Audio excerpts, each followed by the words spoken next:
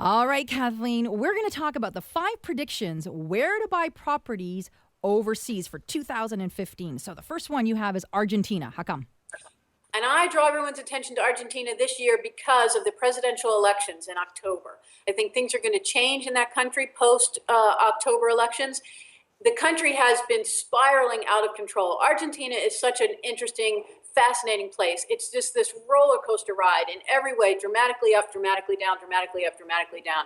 It's a basket case economy, which makes it a very interesting place for investors because crisis creates opportunity. Absolutely. And in Argentina, it's all about the timing. If you time it right, you can have enormous success investing in Argentina.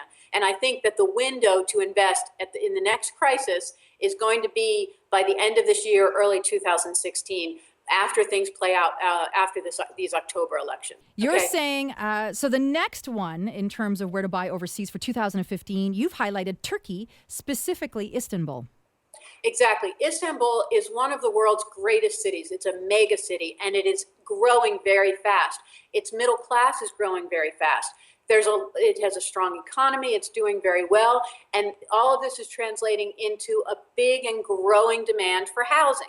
And so when you've got that, what you have in Istanbul is you have both local demand for housing and foreign demand, because you have a lot of foreign travelers and also foreign executives, business people coming through on extended contracts looking for places to stay. So a rental investment in Istanbul is a great play, I think, for this year and looking ahead to the next few years, because there's so much demand and you can buy very cheap. It's one of the world's cheapest cities. The property values are very, very low on a global scale, and rental returns are very strong. You can definitely see 10% net from Istanbul. Very good. All right, number 4. With regards to where we should think of buying overseas for 2015, Dominican Republic. Dominican Republic specifically, I recommend the Samana Peninsula, and even more specifically on that part of the island, Las Terrenas, which is a little beach town with a lot of European connections and a strong European influence, especially among the French. The French have been coming to Las Terrenas, Dominican Republic, for 20 years or more. There's an established community of French, and that has a lot of implications in the culture, especially in the dining, for example. There are great French restaurants, something you don't expect on a Caribbean island. People play pétanque on the beach, something you don't expect on a Caribbean island. So there are all these little influences of the European, especially the French, being invested there and building a community there over all these years. It's also very affordable. It's one of the most affordable places to buy real estate in the Caribbean right now, and it's another place where you can get a very solid rental yield. And that, if you'll see, there's a theme here. That is what I think you should be really looking for this year in investing in property overseas, diversifying for a rental return. All right. The next place you're saying that we should consider buying in 2015, when we're talking overseas, is Spain. Spain has collapsed over the post-2008. The property markets in Spain collapsed, especially along the coast. It has turned around. I think the bottom has been reached in Spain, and prices are starting to inch up for the foreign market. There are 2 markets in Spain, as there are in most places. There's a local market and a foreign market. The property prices for the foreign market are starting to inch back up, which I think means it's time to buy.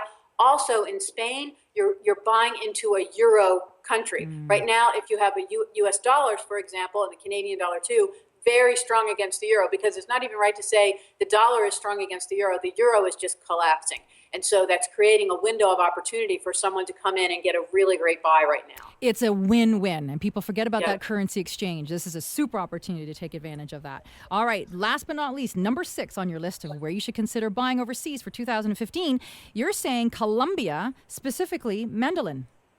Yep, exactly. Medellin is a beautiful city it's a very kind of Euro chic city, very genteel, lots of parks, flowers, galleries, cafes. Botero, the artist Botero, is from Medellin, Colombia, and there's a big Botero museum with an outdoor sculpture garden and a collection of his sculptures. It's a wonderful city. It's very affordable, especially given the quality of life on offer. And Colombia, I think, is just a good, solid pick, thinking not short term, but also longer term. So if you're looking around the world map for markets where you should be looking to diversify and diversify your portfolio, Colombia definitely should be on your list. And I would put Medellin at the top of the list for Colombia because of the cost, very affordable, because of the net rental yield as well being very strong. You can do 10% plus again in Medellin. Everybody, if you're just tuning in, we have Kathleen Peddicord, and she is the publisher of Live and Invest Overseas.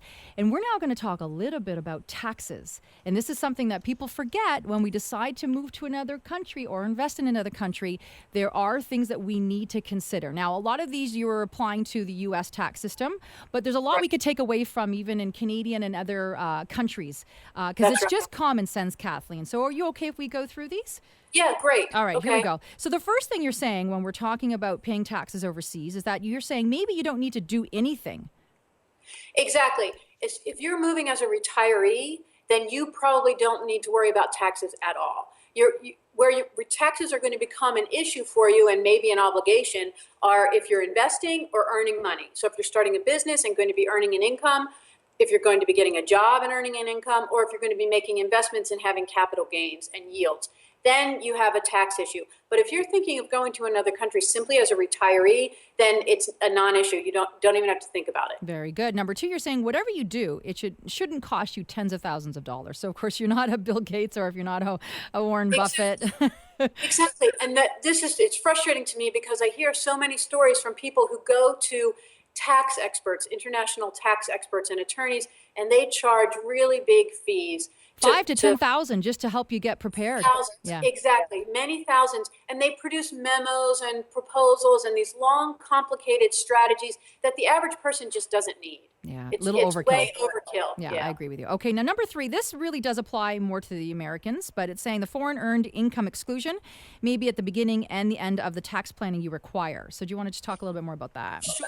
The foreign earned income exclusion allows an American who moves to another country to exclude earned income in that country from what he owes on his U.S. taxes. The reason this is a non-issue for Canadians is because you guys are so lucky. When you go to another country, you don't have any Canadian tax obligation or burden. An American goes to another country, starts a business, takes a job, earns an income, and still has the same tax obligation to the IRS, the U.S. IRS, as if they were living in the United States. Okay. It's very frustrating. The United States is the only country for which this is true. And so as a Canadian or any other national, you don't have to worry about this. But if you are an American, it's good to know that you do get this earned income exclusion up to a certain amount of your income in another country. All right. Now, number four, this is just common sense, but I love that you've included this because it does happen where people assume that they can use their own tax professional to help them with this type of tax advice overseas or in another country. You have to use a local expert. Exactly. And it makes sense, as you say, it's common sense when you think about it. But I think people, it's so new and it can be intimidating and people can kind of forget to just take a step back and think about this from a common sense point of view. If you're going to be moving to France, for example, France is your dream and you want to retire to France, well, to whatever you want to do in France, to do with taxes or anything else, you're not going to ask your advisor from Chicago or from Toronto for help in how to figure things out in France. It doesn't make any sense. You wouldn't ask the real estate agent in Toronto how to find an apartment in Paris. So why would you ask a tax attorney in Canada or the United States for tax advice for France? Now, they may be able to refer. Yes. Right? Certainly, if you want and you trust your accountant or your realtor, you can always ask for a referral, for sure. Exactly. Send me to somebody that they know in that area. Fantastic. Definitely. Now, number five, this one you're saying the most successful aspect of tax planning is to do tax planning, and it's never too soon. Exactly. And it's really important that you do it before you move, because there can be cases where when you arrive once you've arrived in the country and established residency, certain options can be off the table. When we moved to Ireland, my husband and I, 17 years ago, we didn't know this, but it was just lucky for us. We were just fortunate that we contacted a tax advisor in Dublin from Ernst & Young before we made the move. And because we did that, he was able to help us organize things in a way that was much more tax effective for us. But he explained if we had already become residents of Ireland, we wouldn't have been able to follow the strategy that he was proposing. It would have been off the table. So it's really important that you do your research and your planning and your strategizing before you move, so you don't end up missing out on an opportunity because you just moved too quickly. And nobody wants to learn the hard way. That's why your website and what you do is so important. liveandinvestoverseas.com, and remind everybody why your website is so important and how they can make sure that they become one of your followers. Well, we're full of information, and a lot of it is free. I publish a daily free e-letter that I produce myself, so it comes straight from me. It's every day. If you go to the website, liveandinvestoverseas.com, there's a box on the homepage where you can just sign up your email address, and you'll get this dispatch every day. And it talks about all these things that we're talking about: living, retiring, investing, owning real estate, starting a business, earning an income, taxes, all these practicalities, along with the fun, romantic, sexy stuff about all the great places you could go. And of course, they can also reach out to you and your team of experts with any question, because there's no such thing as a bad question. Definitely. Excellent. Thank you. Thanks as always, Kathleen. Fantastic.